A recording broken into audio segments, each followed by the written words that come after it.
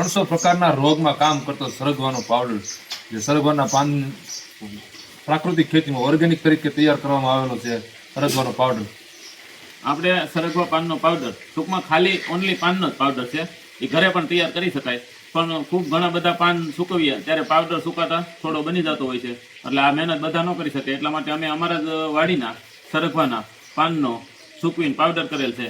250 થી 300 પ્રકારની બીમારી સામે લડવાની શક્તિ પૂરી પાડે છે, ઇમ્યુનિટી પાવર વધે છે, અને ન્યુટ્રિશન વેલ્યુ ખૂબ જ છે.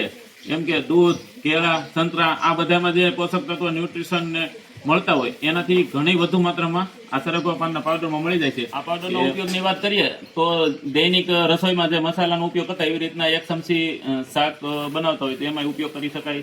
ભાખરી બનાવતા હોય તો એમાં ઓછી માત્રામાં લોટ બાંધવામાં પણ ઉપયોગ કરી શકાય, જેથી કરીને સરગવો આપણા શરીરમાં બધાના શરીરમાં ટૂંકમાં સરગવાનો પાનનો પાવડર જાય અને બધાને ન્યુટ્રિશન સારા મળી જાય.